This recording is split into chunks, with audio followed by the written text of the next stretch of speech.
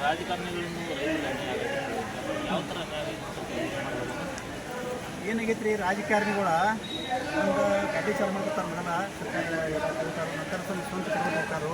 ಅದಕ್ಕೆ ಏನಾಗೈತೆ ಅಂದ್ರೆ ಈ ಮುಗಿದ ರೈತರಿಗೆ ಏನು ಗೊತ್ತಾಗಂಗಿಲ್ಲ. ಏನು ಮಾಡ್ತಾರೆ, ಈಗ 5-6 ವರ್ಷದಿಂದ ಏನೋ ಒಂದು ಬೆಲೆ ಕೊಡ್ತಿದ್ರಲ್ಲ, ಈಗಲೂ ಅದನ್ನ ಕೊಡ್ತಾರೆ. ಆದರೆ ಎಲ್ಲ ನಮ್ಮ ಗೊಬ್ಬರದಾಗಲಿ ಯಾವುದೋ ಒಂದು ರೇಟ ವ್ಯತ್ಯಾಸ ಡಬಲ್ ಆಗೋದು ಹೋಗೈತೆ. ಆದರೆ ಬಂಗಾರದೆಲ್ಲ ಡಬಲ್ ಆಗೈತಿ, ಅದೆಲ್ಲ ಮತ್ತು ಬೇರೆ ಬೇರೆ ರೇಟೆಲ್ಲ ಡಬಲ್ ಆಗೋದು ಹೋಗ್ಯಾವು. ಇನ್ನು ರೈತರು ಯಾವ ರೀತಿ ನ್ಯಾಯ ಮಾಡ್ತಾರೆ ಅಂತಂದ್ರೆ ರೀ, ಒಂದು ಅಲಕ್ನೂರು ಉದಾಹರಣೆ ಕೊಡ್ತಾನೆ ನಿಮಗೆ. ಅಲಕ್ನೂರು ಒಳಗೆ 6,000 ಎಕರೆ ಜಮೀನು ಐತಿ. ನಮ್ಮೂರಾಗ 6,000 ಎಕರೆ ಜಮೀನು ಐತಿ. ಅದ್ರಾಗ 4,000 ಎಕರೆ ಜಮೀನುಗಳಿಗೆ ಕಬ್ಬು ಬೆಳೀತಾರೆ. ಮಿನಿಮಮ್ 4,000 ಎಕರೆ ಕಬ್ಬು ಬೆಳೀತಾರೋ. 4,000 ಪ್ರತಿ ಮಿನಿಮಮ್ ಒಂದು ಎಕರೆಗೆ 40 ಟನ್ ಕಬ್ಬು ಬೆಳೆದ್ರೂ 1,60,000 ಟನ್ ಕಬ್ಬು ಬೆಳೀತೀವಿ ಅದಕ್ಕೆ ಊರಾಗ.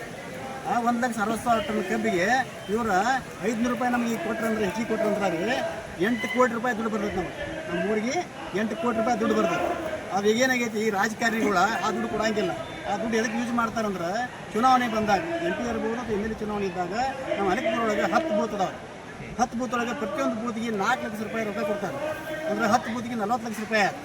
ಒಂದು 10 ಲಕ್ಷ ರೂಪಾಯಿ ಕ್ಯಾನ್ವಾಸ್ ಖರ್ಚು ಮಾಡ್ತಾನೆ, ಇನ್ನೊಂದು 50 ಲಕ್ಷ ರೂಪಾಯಿ ಎದಕ್ಕೋ ಖರ್ಚು ಮಾಡ್ತಾನೆ. ಅಂದರೆ 1 ಕೋಟಿ ದುಡ್ಡು ಖರ್ಚು ಮಾಡ್ತಾನೆ ಒಂದು ಇಲೆಕ್ಷನ್ದಾಗ. ಆದರೆ ಇನ್ನು 7 ಕೋಟಿ ದುಡ್ಡು ತಾವು ಇಟ್ಕೋತಾನೆ. ಈ ರೀತಿ ಪ್ರತಿಯೊಂದು ಗ್ರಾಮದವರ ಪ್ರತಿಯೊಂದು ಒಂದು ರೈತರು ವಿಚಾರ ಮಾಡಿರಿ. ಈ ಗೂಗಲ್ನಾಗ ಹೋಗಿ ಲಿಸ್ಟ್ ಆಫ್ ವಿಲೇಜ್ ಎಂತ ತಾಲೂಕು ಹೇಳ್ತಾರೆ ಹೊಡೆದ್ರೆ ಏನೇನು ಗುಂಡಿದ 8 ಎಕರೆ ಐತೆಲ್ಲ ಮಾಹಿತಿ ಬರ್ತೈತಿ. ನೀವು ಪ್ರತಿಯೊಬ್ಬರು ಸರ್ಚ್ ಮಾಡ್ಬೋದು. ಈ ರೀತಿಯಾಗಿ ರೈತರಿಗೆ ನಮ್ಮ ಊರಾಗಿದ್ದು 408 ಕೋಟಿ ದುಡ್ಡು ಇತ್ತಲ್ಲ, 1 ಕೋಟಿ ನಮಗೆ ಖರ್ಚು ಮಾಡಿ 5 ವರ್ಷ ತಗೋತಾನೋ ದುಡ್ಡು. 8 ಕೋಟಿ ಹಂಗೆ ಎಷ್ಟು ದುಡ್ಡು ಹೋತ್ರಿ. ಈ ರೀತಿಯಾಗಿ ಪ್ರತಿಯೊಂದು ಊರಿಂದ ಕಬ್ಬಿನೊಳಗೆ ಇಟ್ಟು ಲಾಭ ತಗೋತಾರೆ ಫ್ಯಾಕ್ಟ್ರಿ ಅವರು. ಅವ್ರು ಏನು ಮಾಡ್ತಾರೋ, ಫ್ಯಾಕ್ಟ್ರಿ ಮೇಲೆ ಫ್ಯಾಕ್ಟ್ರಿ ಕಟ್ತಾರೆ. ಆದರೆ ರೈತರ ಸಾಲ ಮೇಲೆ ಸಾಲ ತೆಗೆದು ಸಾಲ ಮೇಲೆ ಸಾಲ ತೆಗೆದು ಇವ್ರು ಆತ್ಮಹತ್ಯೆ ಮಾಡ್ಕೋತಾರೋ, ಇದ್ರೆ ಹೊಲ ಮಾರ್ತಾರೆ. ಈ ರೀತಿಯಾಗಿ ಮುಗಿದ ರೈತರಿಗೆ ಫ್ಯಾಕ್ಟ್ರಿ ಅವರ ಈ ರೀತಿ ಮೋಸ ಮಾಡಕತ್ತಾರೋ. ಇದೆಲ್ಲ ನಿಲ್ಲಬೇಕು. ತತ್ಕ್ಷಣ ಏನು ನಮ್ಮ ರೈತರ ಬೇಡಿಕೆ ಇಲ್ಲ, 3,500 ರೂಪಾಯಿ ಕೊಟ್ಟು ಫ್ಯಾಕ್ಟ್ರಿ ಚಾಲು ಮಾಡೋಕೆ ಹೇಳಿ ಈ ಮುಖಾಂತರ ನಾನು ಕೇಳ್ಕೊಡ್ತೀನಿ. ಗ್ರಾಮದಿಂದ 7-8 ಕೋಟಿ ರೂಪಾಯಿ ಲಾಭವನ್ನು ಪಡಿತಾನಂತಂದ್ರಿ. ಅದರಿಂದ 1 ಕೋಟಿ ರೂಪಾಯಿ ಒಂದು ಗ್ರಾಮಕ್ಕೆ ಖರ್ಚು ಮಾಡ್ತಾನಂತಂದ್ರೆ 5 ವರ್ಷದಾಗ 1 ಕೋಟಿ ರೂಪಾಯಿ ಖರ್ಚು ಮಾಡ್ತಾನಂತ ಹೇಳಿದ್ರಿ. ಆದ್ರೆ ಸರ್, ಈ ಕೆಲವೊಂದು ಫ್ಯಾಕ್ಟ್ರಿ ಮಾಲೀಕರು ಯಾವುದೂ ಇಲೆಕ್ಷನ್ ನಿಂದ್ರಲ್ಲ. ಆ ವ್ಯಕ್ತಿಗಳು ಏನು ಮಾಡ್ತಿರ್ಬೋದು, ಅವ್ರು 8 ಕೋಟಿ ರೂಪಾಯಿ ಆ ರೈತರಿಗೆ ಕೊಡ್ಬೋದಲ್ಲ, ಅವರು ಕೊಡ್ಬೋದಲ್ಲ. ಅದ್ರ ಬದಲು ಏನು ಈಗ 7 ಕೋಟಿ ರೂಪಾಯಿ 8 ಕೋಟಿ ರೂಪಾಯಿ ಒಬ್ಬ ಶಾಸಕ ಇಲೆಕ್ಷನ್ ನಿಂತಾಗ 1 ಕೋಟಿ ರೂಪಾಯಿ ಒಂದು ಗ್ರಾಮಕ್ಕೆ ಖರ್ಚು ಮಾಡ್ತಾನಂತ ಹೇಳಿದ್ರಿ ನೀವು.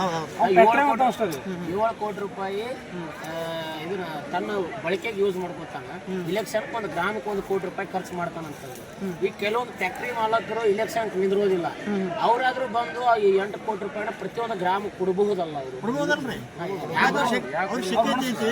ಅಲ್ಲಿ ಏನಾಗತ್ರಿ, ಫ್ಯಾಕ್ಟ್ರಿ ಅವ್ರ ಓಪನ್ ಇರ್ತೈತೆ. ಅವ್ರು ಯಾರಿಗೂ ಹಣವನ್ನು ಬಿಟ್ಟು ಕೊಡಂಗಿಲ್ಲ. ಯಾಕಂದ್ರೆ ಅವ್ರ ಮಕ್ಕಳ ಮೊಮ್ಮಕ್ಕಳ ಬಿಲ್ಡಿಂಗ್ ಮೇಲೆ ಬಿಲ್ಡಿಂಗ್ ಕಟ್ಟೋದು, ಫ್ಯಾಕ್ಟ್ರಿ ಮೇಲೆ ಫ್ಯಾಕ್ಟ್ರಿ ಕಟ್ಟೋದು, ಈ ರೀತಿಯಾಗಿ ಅವ್ರ ದುಡ್ಡನ್ನು ತಮ್ಮ ಇಟ್ಕೋತಾರೋ. ಅವ್ರು ಯಾವುದೇ ಪಾರ್ಟಿ ಆಗಿರಲಿ, ಫ್ಯಾಕ್ಟ್ರಿ ಅವರೆಲ್ಲ ಒಂದೇ ಇರ್ತಾರೋ. ಅದಕ್ಕಾಗಿ ರೈತರಿಗೆ ಅನ್ಯಾಯ ಮಾಡಕತ್ತಾರೆ. ಇದನ್ನ ನಿಲ್ಲಬೇಕು.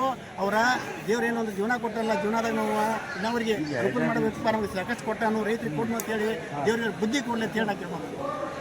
ಈಗ ರೀ ಇನ್ನೊಂದು ಕೊನೆಯದಾಗ್ರಿ, ಮಹಾರಾಷ್ಟ್ರದವ್ರು ಹಮೀದ್ವಾಡ ಫ್ಯಾಕ್ಟ್ರಿದವ್ರು ಏನು ಮಾಡಿದಾರು, 3,410 ಕೊಡತ್ತಾರ ಅಂತ ಹೇಳಿದ್ರಿ ನೀವು. ಈ ಕರ್ನಾಟಕದಲ್ಲಿ ಅಥವಾ ನಿಮ್ಮ ಸುತ್ತಮುತ್ತಲಲ್ಲಿ ಸ್ಥಳೀಯವಾಗಿರ್ತಕ್ಕಂಥ ಕಾರ್ಖಾನೆಗಳನ್ನು ಹೊರತುಪಡಿಸಿ ಆ ಕಾರ್ಖಾನೆಗಳಿಗೆ ನೀವು ಕಬ್ಬ ಕಳಿಸ್ಬೋದಿತ್ತಲ್ಲ. ಇಲ್ಲಿ ಒಂದು ಕಳಿಸ್ದೇ ಇದ್ರೆ ಆ ಕಡೆ ಕಳಿಸ್ಬೋದಿತ್ತು, ಯಾಕೆ ಕಳಿಸ್ಬರಿ?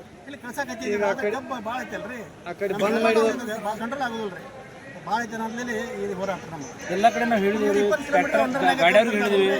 ಎಲ್ಲ ಜಾಗಲೇ ನಾವು ಎಷ್ಟು ಮಟ್ಟಿಗೆ ಆಯ್ತು ಎಲ್ಲ ಐದಾಗ ಆ ಕಡೆ ಎಲ್ಲ ಕಡೆ ಮಾಹಿತಿ ಕೊಡಿದ್ವಿ. ಎಲ್ಲ ಕಬ್ಬುಗಳು ಆ ಕಡೆ ಕಳಿಸೋದು ಮಾಡೋದು, ಎಲ್ಲ ತಗೊಂಡು ನೀವು ಕಬ್ಬ ಆ ಕಡೆ ಕಳಿಸ್ಬೋದಲ್ಲ? ಯಾಕೆ ಹೋರಾಟ ಮತ್ತೆ ಪುನಃ ಇದನ್ನ ಮಾಡತ್ತಿದ್ರು? ನೋಡಿ, ಒಂದು ಫ್ಯಾಕ್ಟ್ರಿ ಅದ್ರ ಬಗ್ಗೆ ಲಿಮಿಟೇಷನ್ ಇರ್ತದೆ ಇಷ್ಟ ಅಂತ ಹೇಳಿ. ಅದ್ರ ಬೆಳಗಾವಿ ಜಿಲ್ಲೆ ಒಳಗೆ ಅಥವಾ ಬಾಗಲಕೋಟೆ ಜಿಲ್ಲೆ ಒಳಗೆ ಕಬ್ಬ ಭಯಂಕರ ಐತೆ. ಆ ಕಾರಣದಿಂದ ಇಷ್ಟು ಕಬ್ಬ ಯಾಕೆ 2 ಫ್ಯಾಕ್ಟ್ರಿ ಕಂಟ್ರೋಲ್ ಆಗಿ ಆಗೋದಿಲ್ಲ. ಆ ಕಾರಣಕ್ಕಾಗಿ ನಮ್ಮ ಹೋರಾಟ ಈ ಹೋರಾಟ ಇವತ್ತು ಬಿಲ್ ಘೋಷಣೆ ಆಗಲಿ ಅಂದ್ರೆ ಮುಂದೆ ಹೊರಗ್ತದೆ. ಮುಂದೇನು ಯಾವ ರೀತಿಯಾದಂಥ ಒಂದು ಉಗ್ರ ತೀರ್ಮಾನ ತಗೋತಾರಲ್ಲ, ಅದ್ರ ಮೇಲೆ ನಾವು ಮುಂದಿರ್ತೇವೆ. ಹೆಸರೇನಂದ್ರೆ ರಮೇಶ್ ಪಾಟೀಲ್ ಹಿರೇಪುರ.